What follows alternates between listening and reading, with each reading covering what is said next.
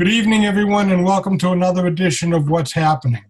I'm Elliot Margolis, and I'm here with my co-host, Gail Burke.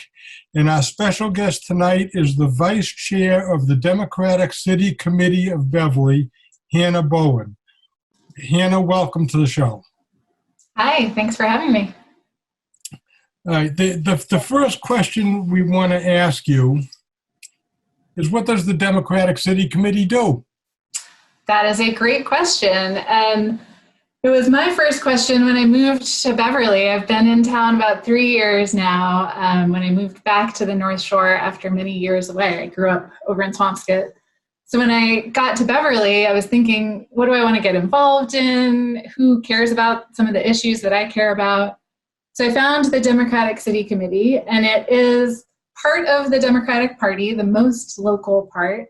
But really, we're just a group of folks from around Beverly who meet once a month and talk about what's going on in the city, what's going on in the state and the country.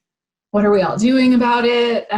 We learn about issues. We try and spend some time in each of our meetings just hearing from experts on things, whether those are local experts or people that we've called in who work on a particular issue. We debate things, and then we spend a little bit of time trying to be good citizens in our community. So that's everything from doing voter registration tables at city events. Hopefully we'll get back to Lobster Fest and some other kind of public forums soon. We try and do some public education where we can. So we've had forums each of the last few years. The most recent one was online instead of in person. But we had one in the fall that was talking about racial and economic equality and inequality in our community and across the North Shore. The year before, we did something on climate change. The year before that, there was a forum on gun violence prevention. And in all of those, just trying to bring in a bunch of different views and get some ideas out there, spark some conversation in the community, not just among Democrats, but more broadly. We try and just have, events that we can plan and bring people together and build some community, and ways that we can contribute to things that are happening in town. So, organizing donations to Beverly Bootstraps and organizing, people to help out at community events. So that is mostly what we're all about. All right. Well, that's you hit a couple of topics that I know Gail and I are both interested in. You mentioned racial inequality in the city. Yeah. Can you define that? Because, the whole concept that I hear from the Democratic Party is that there's systematic racism in this country. And yet, if you look at FBI statistics, that's just not true. So explain to us. Yeah, so I think it depends. Statistics can mean whatever you interpret them to mean. So I think for me, at a very baseline level, I can see in the world around me that there are different outcomes for people of different races in this country, and there's a history behind why that is. And I think a lot of people, and this is, I think my earliest definition of racism that I learned in elementary school was more about like a personal feeling, discrimination against a group of people that seemed like more of an individual sort of thing. But I've been lucky to, expand from my elementary school learning of what that small definition was to a broader definition of, we have institutions that have been built by and favor people who look like the people who built them. And, that's true. We see gender disparities and we see racial disparities in systematically in the outcomes that people achieve. And that doesn't mean there aren't individual anomalies within that, both good and bad, and that there's a ton of variation within groups. But there are those systematic differences across groups. So if you look at something like crime statistics, depending on how the angle from which you approach those statistics, you could draw a lot of conclusions. But I think when you look across the economy as a whole, across participation in leadership roles in, corporations, on corporate boards, in the C-suite, if you look at participation in elected positions, if we're talking politics, and if you look at educational and economic outcomes, it's hard to deny that those disparities still exist, and that we're moving in the right direction on a lot of them by taking very deliberate steps to expand opportunities and remove some of the barriers that have been put in place. Don't you think that the Democrats are always insisting and telling us about the systemic racism? And they talk about it a lot. And charges are brought against people who disagree with what some of the leading Democrats have to say, and the charges of calling people racist.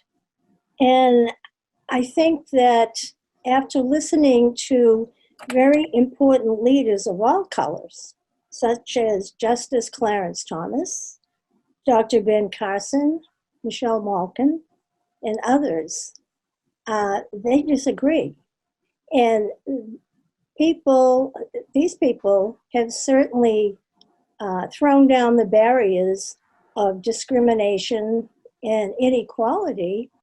And that I think that it's important for children, especially in the schools, to learn about this. But that's not the case.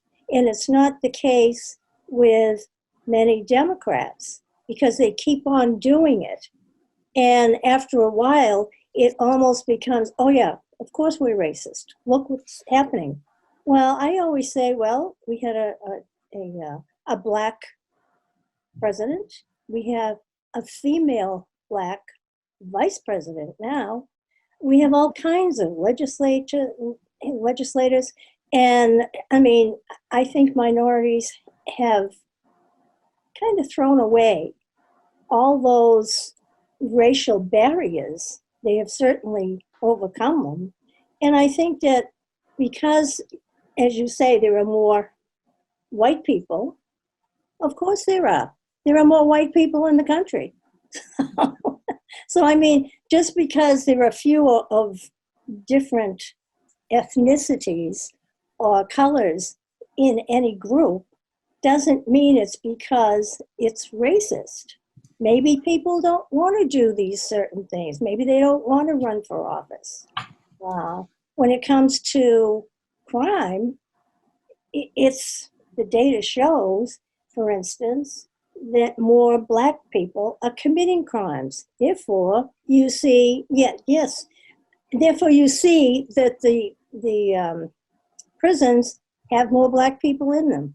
Yeah, we definitely see in those incarceration rates that there are more people of color, and specifically black people and specifically black men incarcerated for crimes. That is not the same thing as committing crimes or breaking laws at the same rate. When you look at particularly drug crimes, the rates of drug use, purchasing, and sale across racial groups are the same, but the arrest rates and incarceration rates are different. So, but without going into like the rabbit hole of those statistics, I think, one thing we definitely agree on is that celebrating a diversity of people in leadership positions is worthwhile. It gives young people a chance to see themselves in positions of power. I know for me, growing up, I did not see all that many women leaders in politics, and I'm a huge policy nerd. I've worked in policy-related jobs my whole life, but was not really interested in politics per se, because the partisan politics felt very male-dominated, felt very antagonistic, just didn't really speak to me. And so seeing more women in elected office, seeing more women succeed has, personally for me, been really helpful. So I think that's worth celebrating. And I imagine for people of color who don't see themselves represented, starting to see more people overcome those barriers is key and is really motivational and is part of the path that we're on. So I think we definitely agree about that. And I think, I'm really hopeful about the conversations happening in the city right now at a local level about, where we can remove barriers that people may not even see. And that doesn't mean that those barriers aren't there. So I'm excited about that shift in the conversation, and that it's not necessarily a partisan conversation, and it's not necessarily about, are any individuals in the city racist? They may or may not be, but that's not how we're going to bring about more opportunity for people and more equal opportunity. We could do a whole really show addressing on those that, kind of but structural. we're not going to do a whole show on that because it's too many questions. I know, so many issues to get into. How does the Beverly Democratic City Committee feel about illegals voting or voter ID? Yeah, so personally, I would not use the word illegals to describe a person. But talking about people, the reality is, if they come in it's an without adjective. It's an adjective you can use in a lot of different ways. But talking about people who are living in the U.S. without documentation or without immigration status, obviously they are not eligible to vote, and so neither Democrats nor Republicans favor voting by people without that legal right. The Democrats want them to vote. They want What's that? The Democrats want them to vote, and they don't believe in voter ID. No, so I think there are two different issues there. And so one is just a non-issue because no one is talking about undocumented people or people who don't have that right to voting. So that one we agree on. That one's off the table. No. In terms of voter ID, though, I think that's where, we definitely have some different opinions there, perhaps. I think, having served as a poll worker, having voted my whole life, I've been really impressed with how we as citizens run our elections. And the city clerk's office here does a phenomenal job of, crossing all the T's and dotting all the I's and making sure that everyone has access to their right to vote. And we just don't see problems that need further addressing. And so I think if you're going to put an additional layer of security in place, you have to weigh the trade-off of how much harder does that make it for people who have the right to vote to exercise that right versus the risk of that right being abused by someone who doesn't hold it. And in this case, for me, and I think for the Democratic Party, that I speak for the party as a whole, but I think a lot of what we're saying is just that risk is very low and the cost is very high. So it doesn't. There's no cost to showing a voter ID. Oh, there is, yeah. You have to show for someone like me that already is a driver. I already go to the RMV. I already have my license. It's not really an additional cost. But I'm not representative of everyone in Beverly. And in fact, when I moved back to Beverly, I didn't have a car for about 10 months. I didn't need a license except, for things like, I don't know, I rarely showed my license, maybe to get into a bar if someone was feeling like they wanted to compliment me on my age. But, so for me to take the extra trip and make sure that I have that ID just to exercise my right to vote, I think would have been unnecessary given the fact that it's such a low risk. Why do you need an ID to go to the Democratic National Convention if anybody can go in? I don't even know if that's true. It's true. But it is true. All right, your turn, Gail. You need to get on board a plane. Yeah, and not everyone flies, so. Most people do. Yeah. But I think I think you're defining something when you say that the Democrats don't want illegals to vote. They do.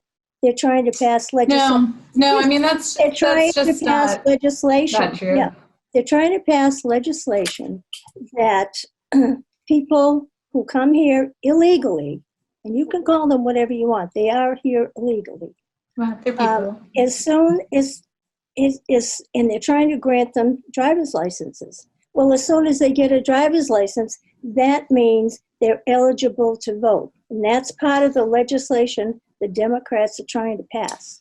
Okay, yeah, no, so I'm glad you clarified that because that is, I think, a slightly different issue and more than happy to speak to it. So, I think in terms of who has the right to vote, whether or not you get a driver's license has nothing to do with that. We've made it easier for people to register to vote you can do it at the RMV.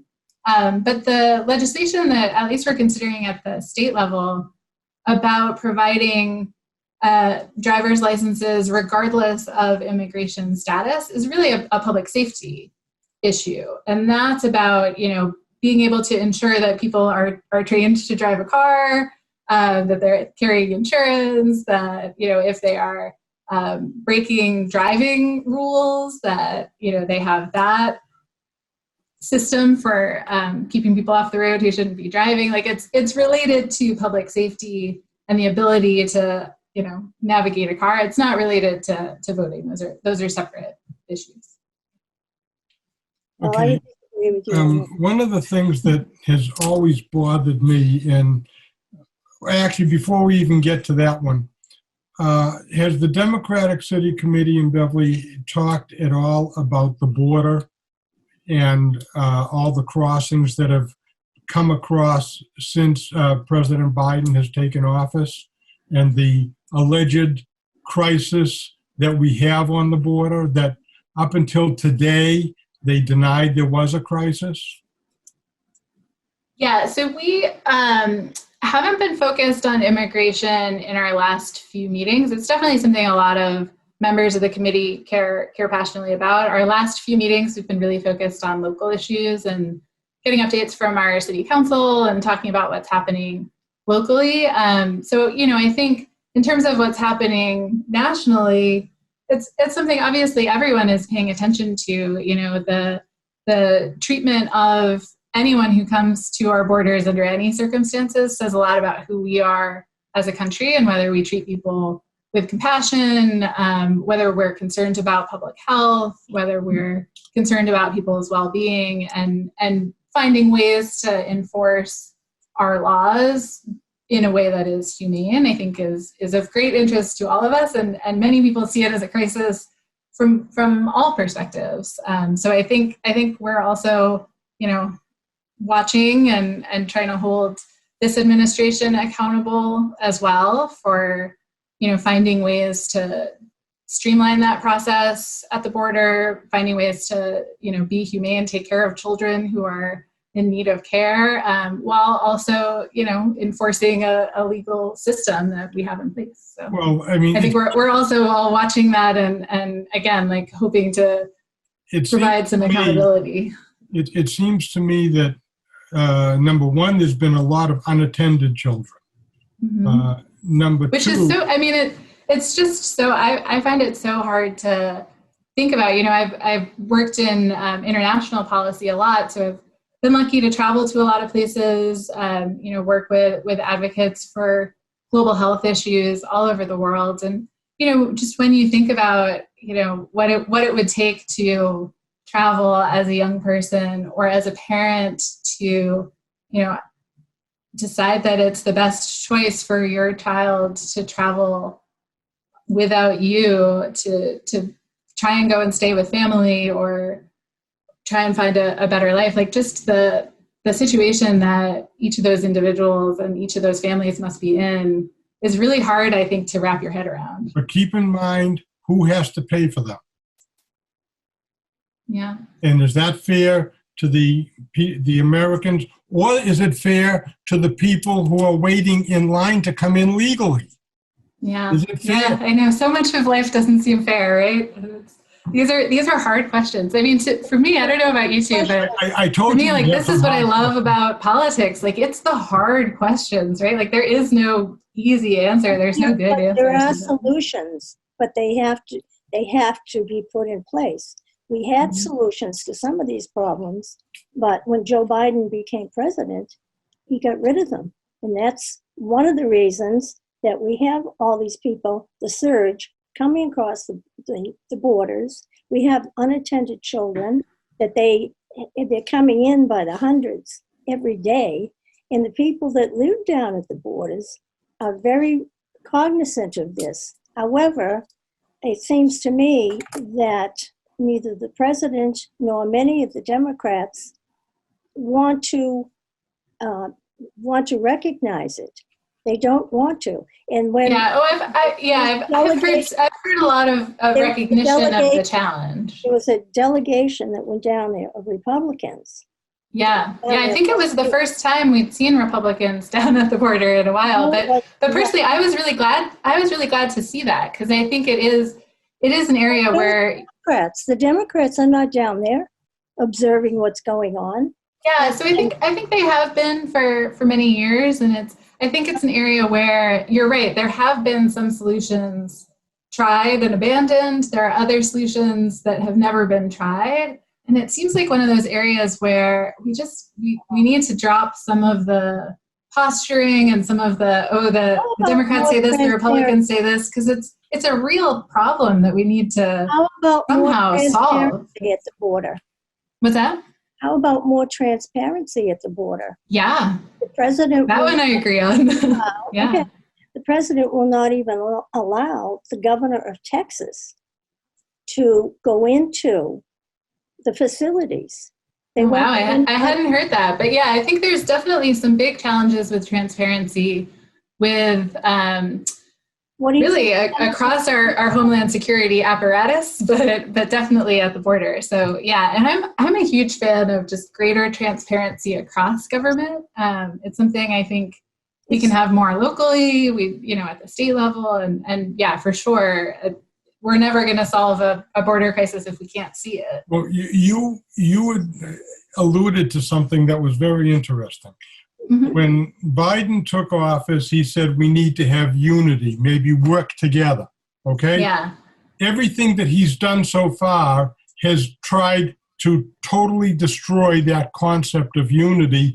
And, I mean, it would seem to me that if you want to have unity, stop dumping on the Republicans, start working with them, and the Democrats are not doing that. They're continuing to fight and not work together.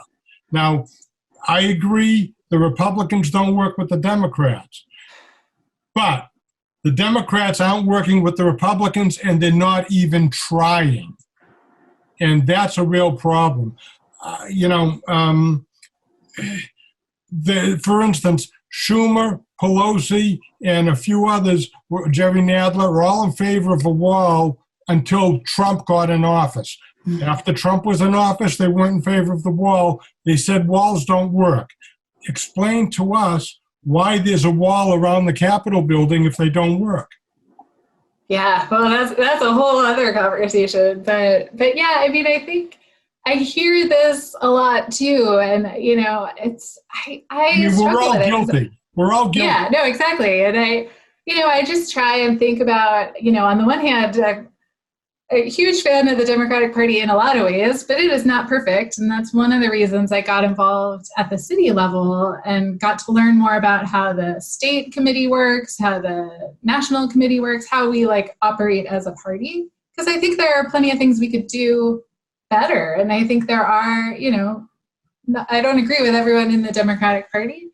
And I actually think as much as I, love what the Democratic Party stands for overall, and am working actively to help the party live up to those ideals, I think it would be healthy for this country and the state to have more parties too, right? So I was following really closely the proposal on ranked choice voting in Massachusetts, because I think some of those sorts of just reconfiguring how our political system works a little bit to be more open, to be more transparent, to lower some of the barriers to entry that are related to how much money you have rather than how much experience or great ideas you have. And break a little bit of this two-party gridlock, I think would be really healthy. So I don't know, if we had 4 or 5 parties, I would probably still be a Democrat, or at least on that side of the spectrum. But I think it would be better for all of us, right? Because then it wouldn't be so much of this well, we can't agree with that proposal because it was put forward by our opponent. If there was a little bit more play in the system, I think that would be good for all of us. So that didn't directly answer your entire question, but no, but that's how I think. You and I agree on that one, I can tell you. Good. Okay, Gail, we got time for one quick question. Okay. Joe Biden canceled the Keystone XL pipeline as soon as he got into office. Mm-hmm. And it has killed thousands of jobs during a pandemic. soon after, the price of gas started escalating almost daily for everyone who drives. But the Democrats are rather silent about it. Why? Yeah, I think in part because those are slightly unrelated things, but there are some pieces that are directly related. So for something, so yes, those specific jobs affected, absolutely, that's a harm to people who were going to work in that field. I think part of the administration's strategy on energy is to create a lot more better paying, better quality jobs for people in renewable energy. And that's something I support, in part because one of the reasons we're seeing high gas prices now and spikes in things like plastics and shortages in the supply chain are because of the extreme weather in Texas that, is part of the series of extreme weather events that we've been seeing more frequently. So I think the long-term goal of having better quality jobs in clean energy in ways that don't, impact Native American communities that have fought long and hard for land sovereignty and the ability to manage natural resources in a sustainable way. Like I think if you take that one piece in isolation, you lose the bigger picture of where the economy is headed and how we can generate better jobs. People who have lost the jobs, what do they do in the meantime while waiting for these so-called better paying jobs? That's why I'm so thankful for this most recent round of kind of rescue relief that, people are eligible for unemployment assistance. I think that's how we as a community support each other. We know that there are ups and downs. Some people are going to lose jobs sometimes as industries change. And that's the safety net we provide for each other, because it could be any of us tomorrow. And so when we build those structures, I think that's the answer for me is, well, that's why we have unemployment insurance, and that's why we're boosting it during about half of what you were earning, and then you have to pay income taxes on it. But we have less than a minute to go, so why don't you wrap it up? This time goes by very quickly in these. It really does, and we were able to cover so many different issues locally and nationally. So I appreciate the chance to hear what's on your minds, and see that we do have some areas of agreement and some areas where we can definitely build some new ideas because we have areas of disagreement. But I think one or both of you are involved in the Republican City Committee in town, right? Yeah, and I would love to think about something we could do jointly. I know we've talked as a committee about where we could do a joint event or a fundraising challenge for one of our local charities or something. Make it a little fun competition or something like that. We'll work on that together. Awesome. That would be fun. Look forward to it. And thank you for being on the show. I'd love to have you back on again. And next time we'll talk about only a couple of issues, but go into it more deep and for better understanding. But again, thank you for being on the show, and I'll definitely be in touch with you because I definitely would like to get together and maybe work together, and that would show you some kind of unity. So I think there you go. Great. Yep, sounds great. Well, thank you both so much for taking the time.